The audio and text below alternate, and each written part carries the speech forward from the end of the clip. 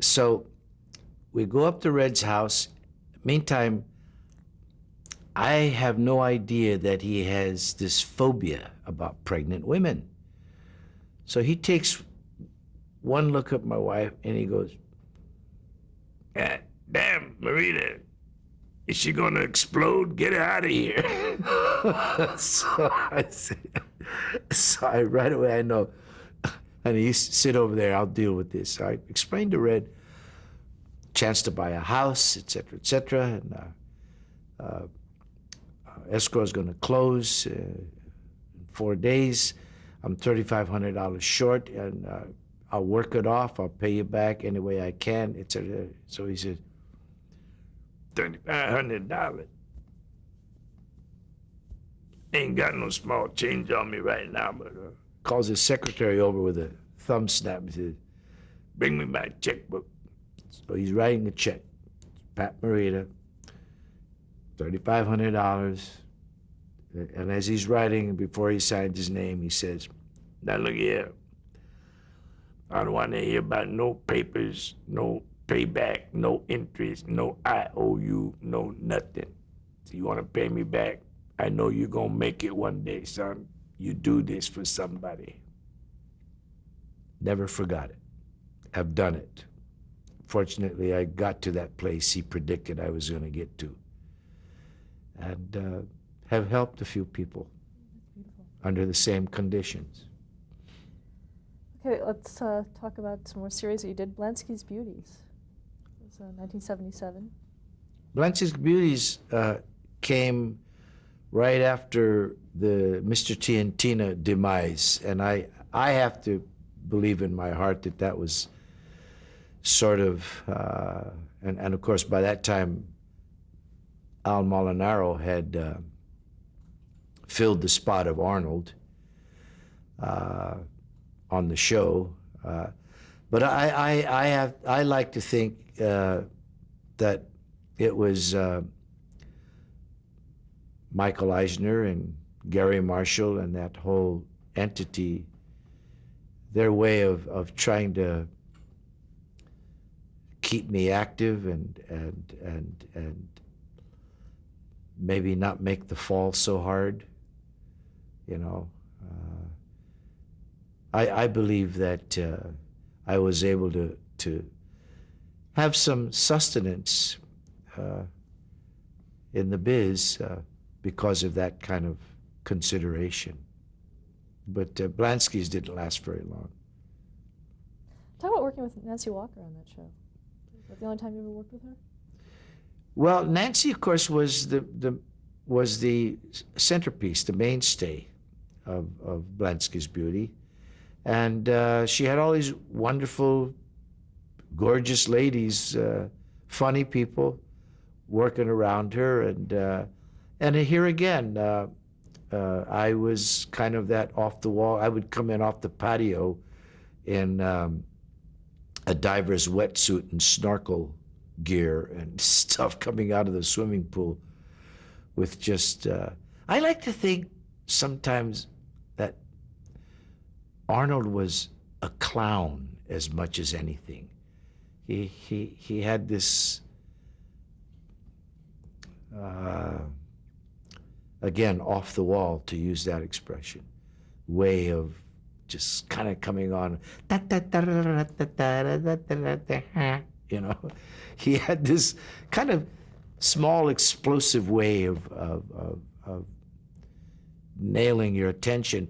And I think what happened was, in terms of audience connect, they came to expect that. The audience hoped that, you know, Arnold would make an appearance in whatever form. He was silly, nonsensical, made people feel good. You also did in the 70s a television movie called Farewell to Manzanar. I did somewhere in the 70s this movie called Farewell to Manzanar for NBC, I believe it was. It was a fairly spooky experience because they shot on location up in Tule Lake, which is where I told you early on that my family was. Spooky in the sense that I distinctly remember when we left in October, November of 45. Left the camp. My father was supposed to catch a train to go work in Klamath Falls to work on the railroad in the dead of winter, but it still rings in my ears. I remember leaving and saying, thank God, boy, I'll never have to come back to here again. And 40 years later, 30 years later, I forget, there I am on another bus going back to this place under much better circumstances, of course, but there was Castle Rock Mountain and Abalone Hill and still some graveyard places and patches of where barracks used to be. For the most part, that area became the world's largest producer of horseradish. So it became farmland. But there were still barracks or similes of barracks, and they could put up some fronts so that it would look like the innards of the camp. And I went to play the part of this little story vignette based on a real thing that happened during that whole time. There was a photographer named Miyamoto out of LA who he packed in a Japanese lunch box, tiered lacquered what he considered his lunch, right? But inside were lenses. So camera lenses. He was a professional photographer. So he would go to rubbish piles and found a way to put together a box, a way to put the lens. I don't know how he found film, but he did. And my character was based on that experience to record what was going on during camp at the time. Had you heard about him or known him when you were there? No, I knew about him, but I didn't know at the time that I'd be playing him somewhere down the line. My actor's track record hadn't been quite that solid, but he took photographs of my second marriage. He and his son. His son's still around. Dad's gone now, but. How accurately do you think that film portrayed the internment camps?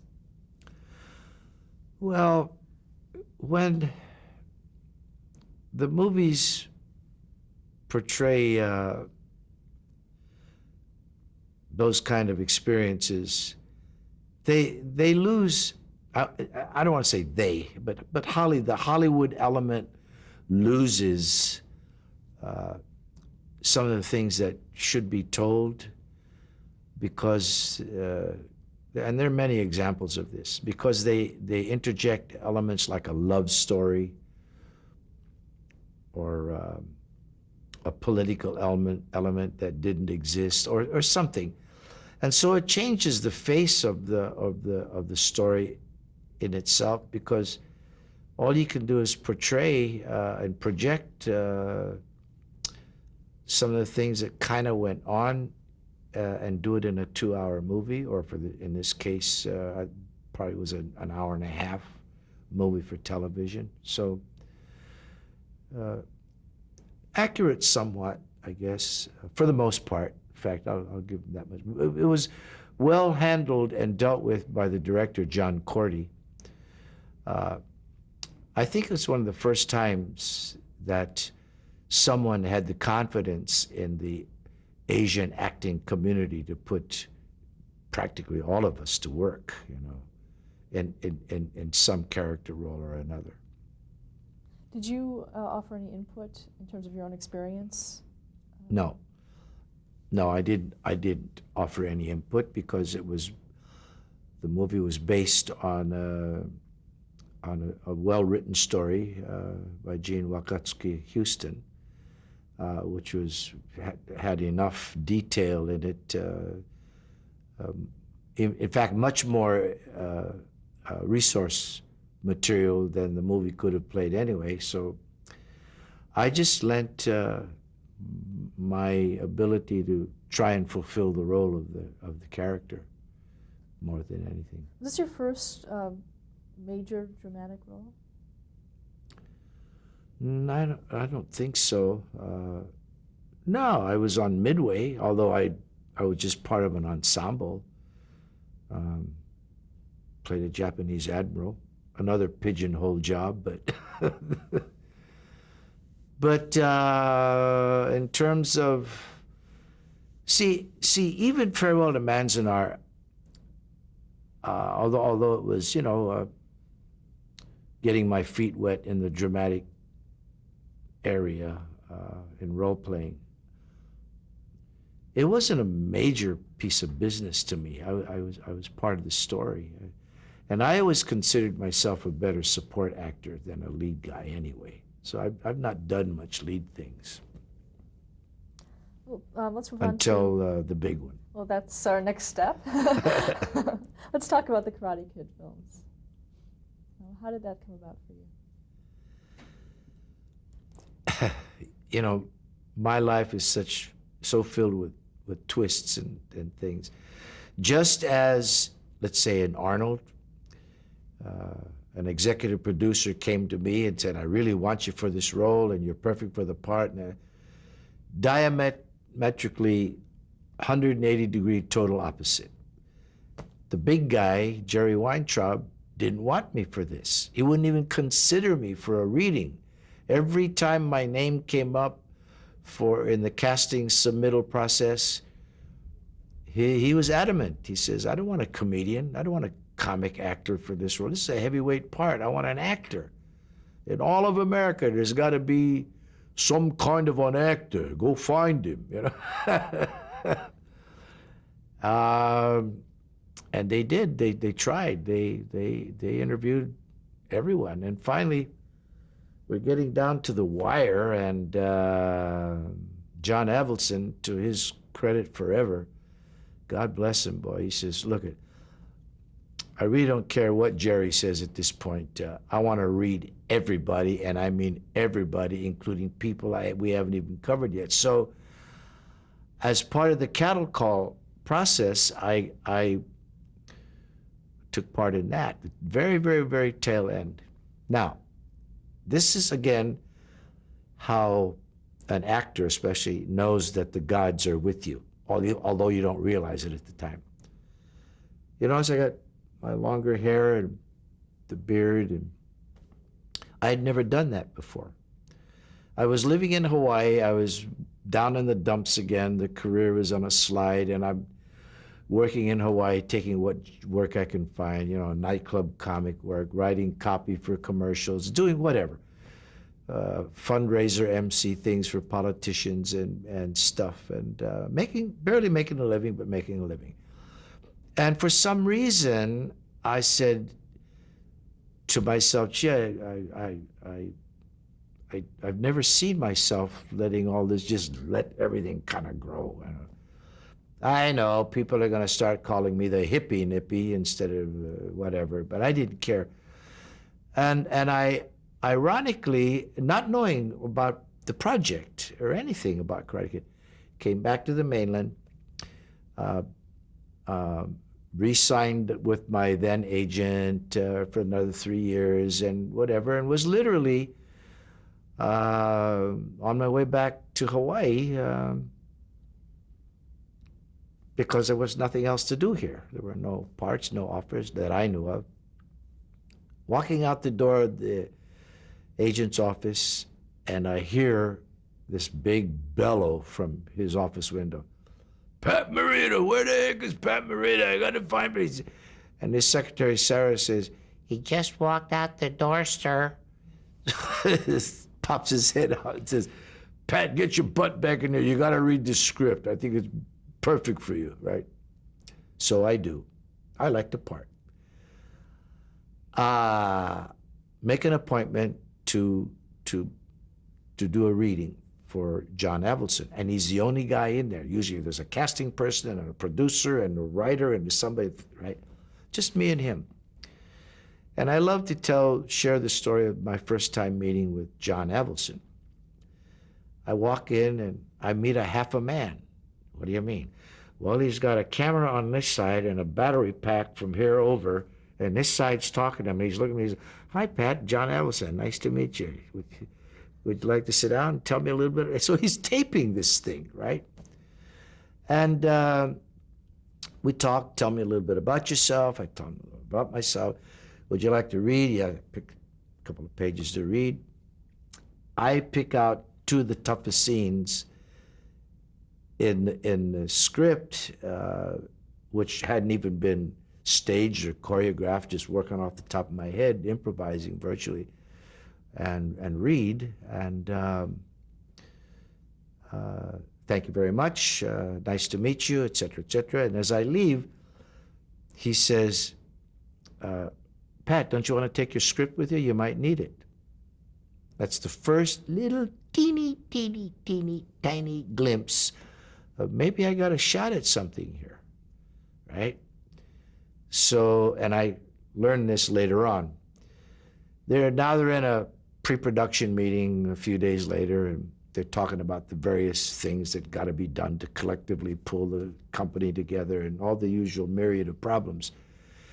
And during the process, John reaches over and clicks on the monitor.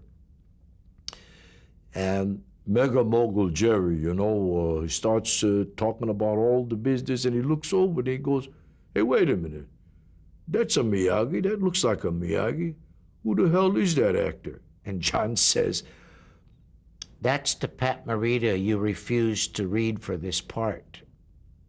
The rest is history. They bring me in 5 times. They want to see if I can do it again. Then they bring Ralphie in, fly him in from New York. They want to see if there's chemistry. We do it. They make us do it again. This time in costume, in front of the studio heads.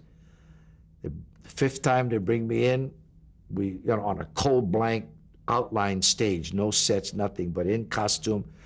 But they shoot it this time. Of course, they've been shooting it, the process all along the way, but this time for real. And to Jerry's credit, he gets on the horn and says, Pat, I almost made the worst mistake of my life. I just want to be the first to congratulate you. You got the part of Miyagi. So that's why Miyagi talk like this, because he ran out of energy.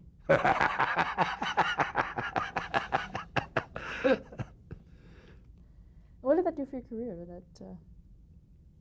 Well, of course, it did just enormous things. Maybe not so much for my career. Yeah, for my career, but for my life in general.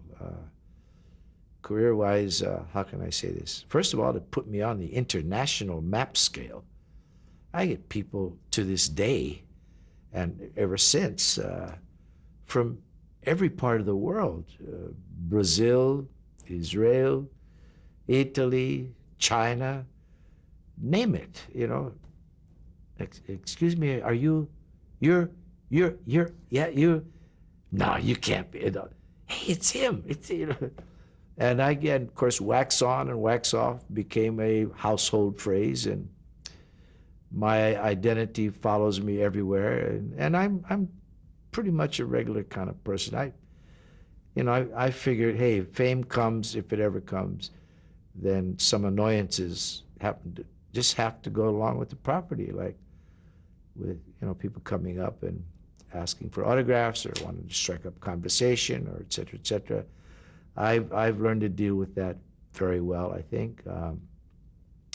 in terms of work opportunities, I think the biggest thing the role of Miyagi did for me was to show people the our professional casting and writing creative people that Morita has stretched a long ways now. You know, they've seen me as an Arnold, they've seen me in real life, they've seen me as this dynamic super character who's in an entirely different other idiom, and therefore they see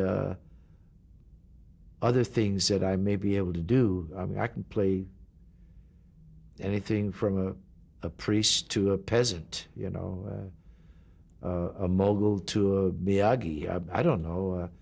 I think I've still as yet to be challenged, really, for various roles, but certainly, you know, with my background and my School of Hard Knocks training, I've got a good track record now, a lot of experience, and I'm braver.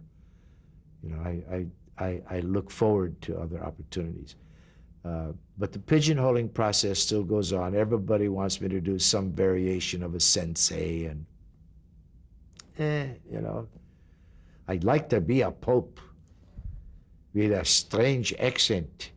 Then maybe we can solve all the Middle East fakakta problems. No, I shouldn't say that on television, right? Anyway, it's my sense of humor. Well, let's move on to O'Hara in 1987. It was a series, a short-lived series that you did. Yeah, O'Hara was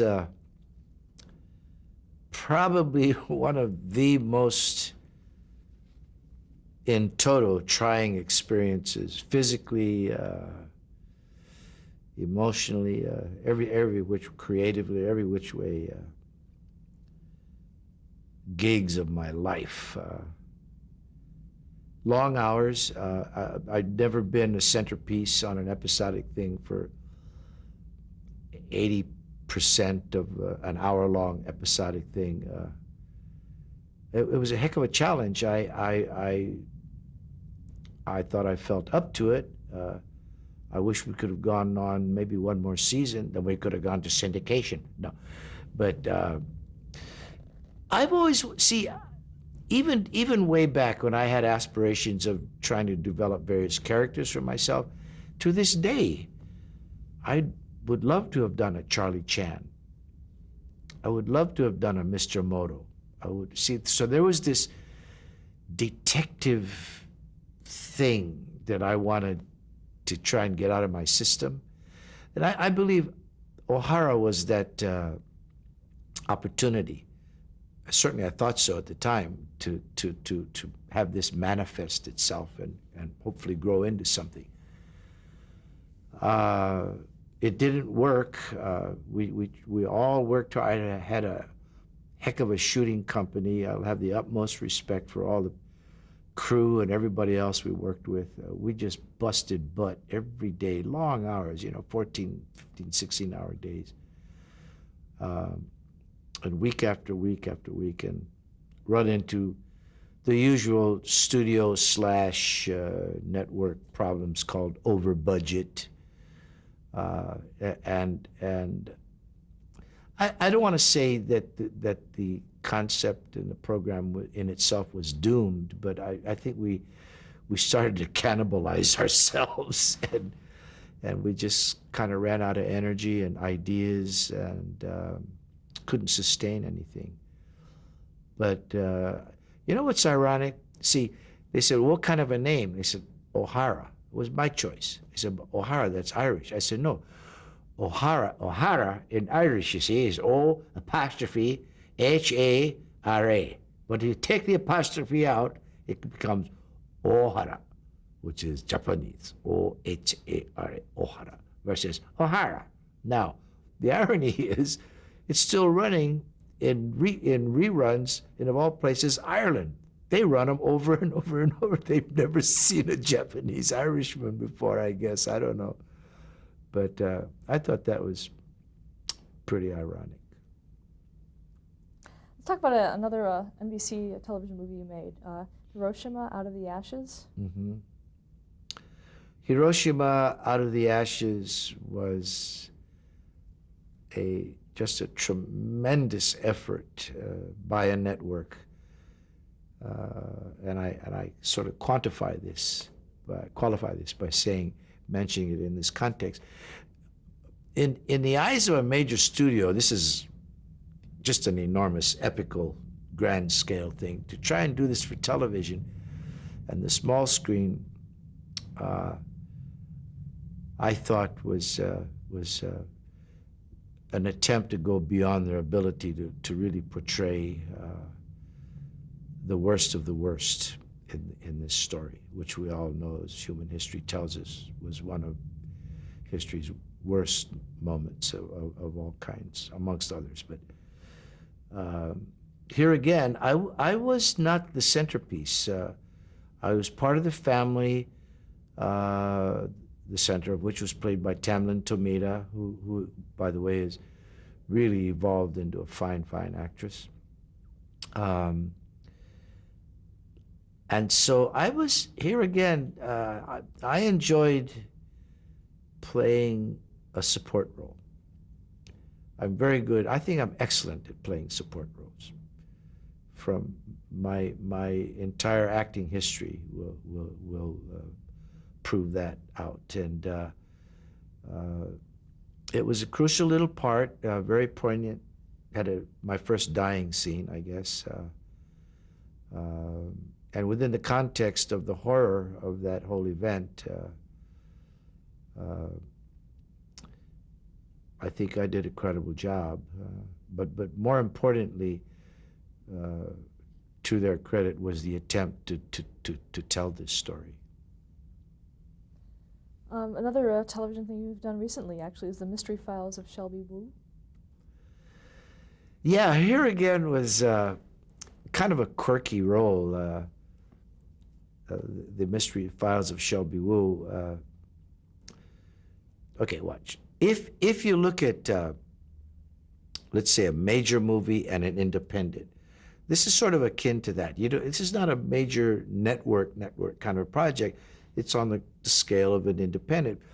But I thought I was intrigued by the concept. It's all about a young Asian girl who comes here at an early age and is educated and is highly intelligent. And her trip is to solve various kinds of what we consider light crimes, not the heavy crimes. But and I play her grandpa and help her to. Of course, I don't agree with her choice of activity, but she's this whiz. She's bright and intelligent, and she's hip, and she's inadvertently gets involved from episode to episode on various little, what I guess we could call petty crimes. But it was fun to play that. Okay, let's stop here, change the tape.